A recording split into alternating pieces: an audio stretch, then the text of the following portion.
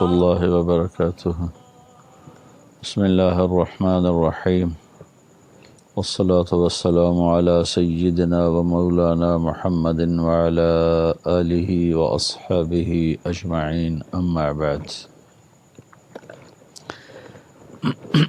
الحمدللہ سفر حج سے واپسی کو 10 دن ہو چکے ہیں، لیکن فلو کا مجھے جو اٹیک ہوا وہ ابھی تک چل رہا ہے، طبیعت ساتھ نہیں دے رہی، لیکن محرم کی آمد ہے تو چند ایک ضروری باتیں آپ سب کے سامنے لانا چاہتا ہوں۔ اس لیے طبیعت کی ناگواری کے باوجود میں کوشش کروں گا کہ چند باتیں آپ کے سامنے آ جائیں۔ اللہ تعالیٰ نے ہمارا سال، ویسے تو چاند بھی اللہ کا، سورج بھی اللہ کا، تو یہ نہیں کہا جا سکتا کہ سورج کا کیلنڈر کافروں کا ہے اور چاند کا کیلنڈر مسلمانوں کا ہے۔ جب چاند بھی اللہ کا، الشمس والقمر والنجوم مسخرات بامرہ، سورج بھی اللہ کا، چاند بھی اللہ کا، تارے بھی اللہ کے، تو جنوری فروری کا کیلنڈر بھی اللہ کا ہے اور محرم سفر کا بھی اللہ ہی کا ہے۔ لیکن اللہ نے ہمارے لیے، ہمارے نبی پاک صلی اللہ علیہ وسلم کے لیے یہ چاند کا کیلنڈر پسند فرمایا۔ اس کی وجہ مجھے پہلی دفعہ ناروے، جب میں نارتھ پول پر گیا، نارتھ کیپ، پول تو بہت آگے ہے، نارتھ کیپ پر گیا، جہاں وہاں پہلا آخری شہر آلٹا آتا ہے، جس کی 10-12 ہزار کی آبادی ہے، اور پھر اس کے بعد بالکل آخر میں نارتھ کے جہاں زمین ختم ہو رہی، وہاں ایک گاؤں آتا ہے، وہ مشکل سا نام ہے، مجھے یاد نہیں رہتا، اس کی کوئی 1.5-2 ہزار کی آبادی ہے، باقی آبادی وہاں پھیلی، اوپر ناروے بھی لگ جاتا ہے، سویڈن بھی لگتا ہے، فن لینڈ بھی لگتا ہے۔ وہاں سورج کا کیلنڈر فیل ہو جاتا ہے، کیونکہ 2 مہینے وہاں جون جولائی سورج نظروں کے سامنے رہتا ہے، غروب ہی نہیں ہوتا، اور نومبر دسمبر وہاں سورج غروب ہو جاتا ہے اور نظر ہی نہیں آتا۔ میں جب گیا تو اگست کا مہینہ تھا اور سورج چند منٹ کے لیے ڈوبنا شروع ہوا تھا۔ وہاں جا کر مجھے یہ بات سمجھ میں آئی کہ ہمارے نبی تو عالمی نبی ہیں، سارے عالم کے نبی ہیں، آپ کو ایسی چیز، ہر وہ چیز دے گی جو پورے عالم میں ہر وقت اپلائی ہو سکے۔ سورج کا کیلنڈر اوپر ٹاپ نارتھ کے جو پول کے قریب علاقے ہیں وہاں فیل ہو جاتا ہے۔ ساؤتھ پول پر میں گیا نہیں ہوں، لیکن نارتھ پول کے بالکل قریب پہنچا ہوں، تو وہاں سورج کا کیلنڈر فیل ہو جاتا ہے، لیکن چاند کا کیلنڈر وہاں باقاعدہ چلتا ہے، چاند نکلتا بھی ہے، ڈوبتا بھی ہے، گھٹتا بھی ہے، بڑھتا بھی ہے، اور چاند کا نکلنا رات کا پتہ بتاتا ہے اور چاند کا ڈوبنا وہ دن کا پتہ بتاتا ہے۔ تو وہاں پہلی دفعہ مجھے یہ بات سمجھ میں آئی کہ اللہ تعالیٰ نے ہمیں چاند کا کیلنڈر ہمارے نبی کو دیا، چونکہ آپ عالمی نبی ہیں تو آپ کو ایسا نظام دیا گیا جو سارے عالم کے لیے اپلائی ہو سکے۔ یہ تو تھوڑی سی حکمت مجھے سمجھ میں آئی جو آپ کے سامنے رکھی ہے۔ پھر اللہ تعالیٰ نے محرم سے ہمارا سال شروع کیا ہے۔ یہ بڑا مقدس مہینہ ہے شروع سے ہی، اور اس میں جو 10 محرم کا دن ہے اس کو شہادت حسین نے 4 چاند لگا دیے، لیکن یہ اس سے پہلے سے ہی بہت محترم چلا آ رہا ہے۔ 10 محرم کو آدم علیہ السلام کی توبہ قبول ہوئی، 10 محرم کو ابراہیم علیہ السلام آگ کے ڈھیر سے نکلے، اس میں جو جتنے دن بھی اس میں رہے، مختلف اس کی روایات ہیں، لیکن جس دن آپ نکلے وہ 10 محرم تھا۔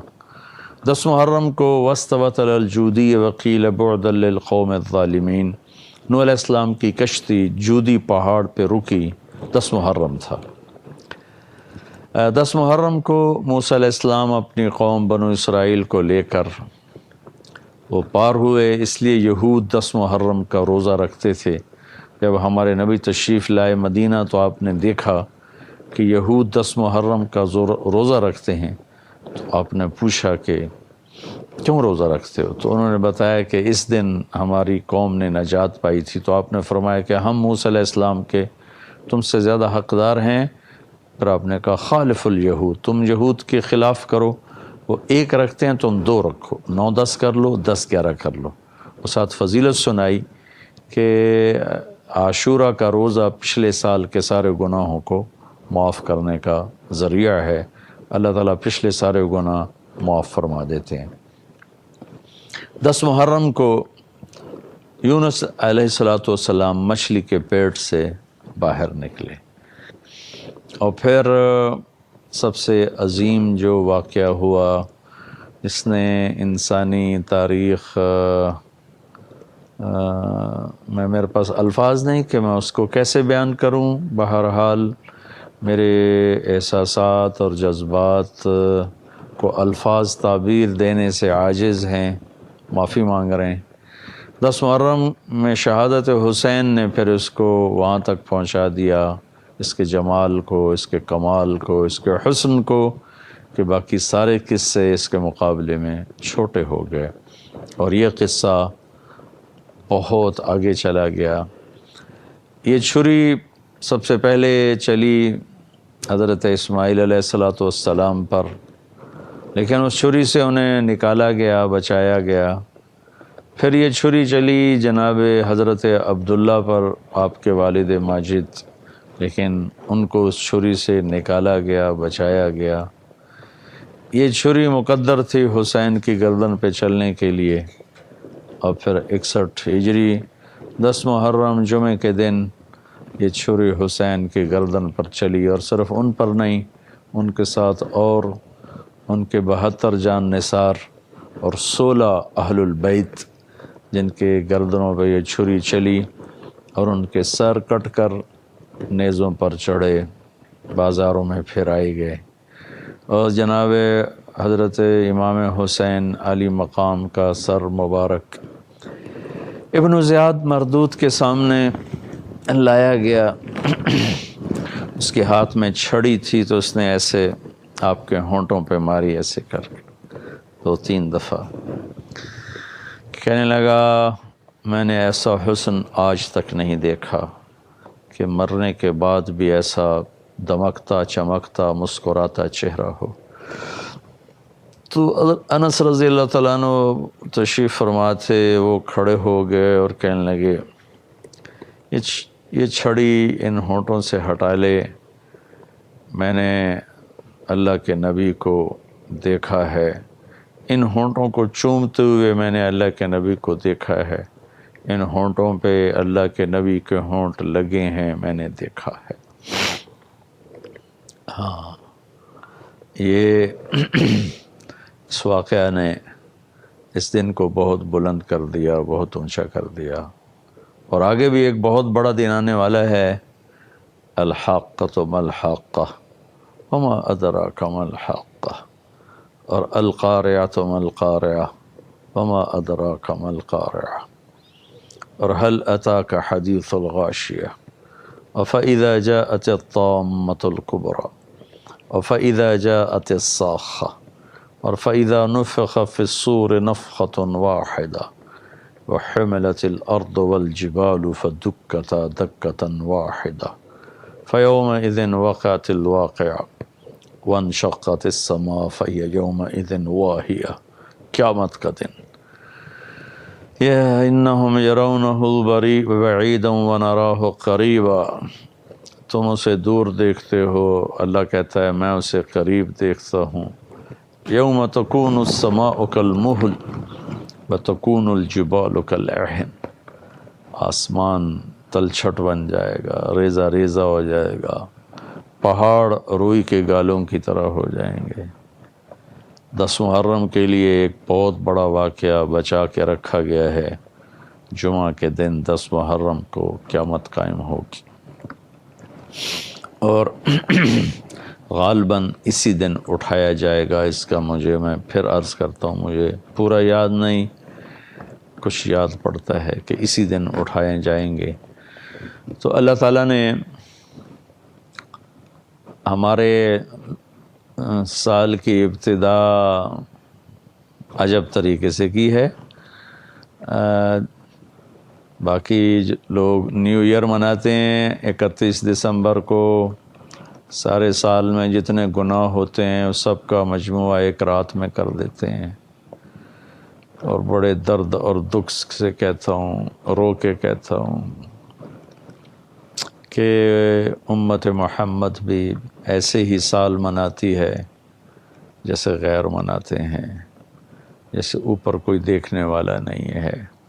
کاہے کی خوشی، کس بات کی خوشی، زندگی تو ایک سال گھٹ گئی، گردش دوران ایک سال چرا لیا، 12 مہینے چرا لیے، 30 دن چرا لیے، 52 ہفتے چرا لیے، ہر دن کے 24 گھنٹے، ہر گھنٹے کے 60 منٹ، ہر منٹ کے 60 سیکنڈ ہمارے ہاتھوں سے نکل گئے۔ ہم 1 سال اور قبر کے قریب چلے گئے، دنیا دور چلی گئی، آخرت قریب آ گئی۔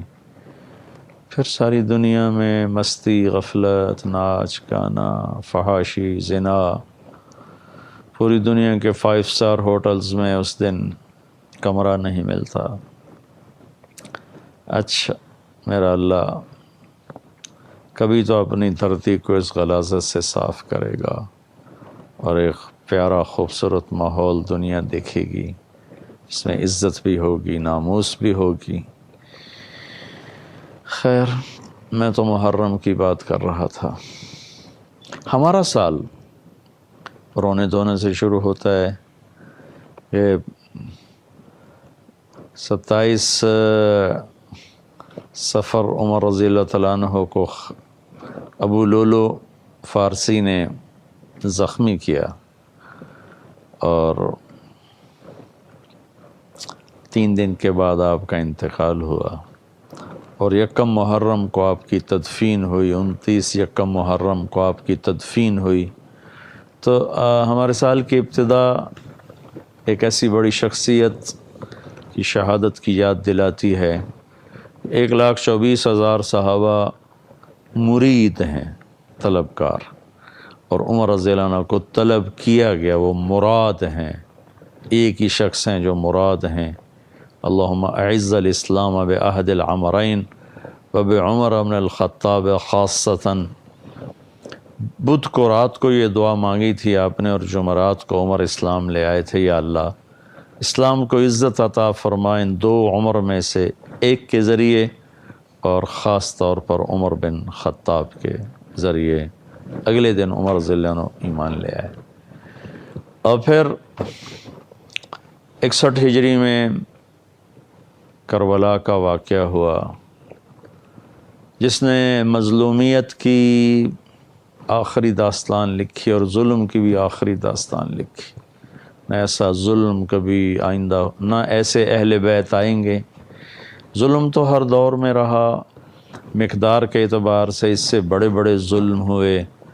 چنگیز خان نے 40 بڑے بڑے شہر صفحہ ہستی سے مٹا دیے، کروڑوں انسانوں کو کھوپڑیاں اڑا کے مینار بنا دیے۔ لیکن کیفیت، کوالٹی کے اعتبار سے، کیفیت کے اعتبار سے نواسہ رسول تو پھر کوئی نہیں تھا نہ کہیں، اور نواسہ رسول کی اولاد اور نواسہ رسول کے بھائی اور بیٹے اور بھتیجے، اور دوسرے نواسہ رسول کی سگی اولاد قاسم، ابو بکر، عبداللہ، حسین کے بیٹے عبداللہ،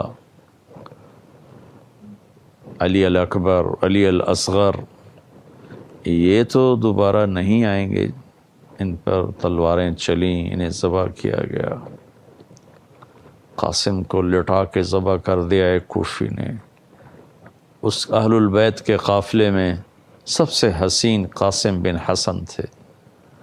جب ان پہ حملہ ہوا تو انہوں نے آواز لگائی، یا عمّا، آئے چچا۔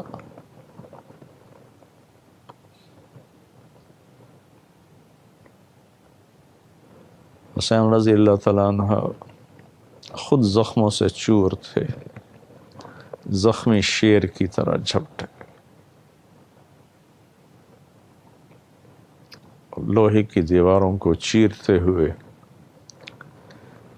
جب پہنچے تو بھتیجا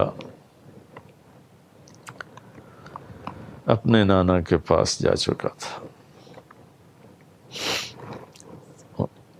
ایڑیاں ان کی زمین پر اس وقت رگڑ رہی تھیں، تو ان کے سرانے کھڑے ہو کر فرمایا، بھتیجے آج تیرا چچا کتنا بے بس ہے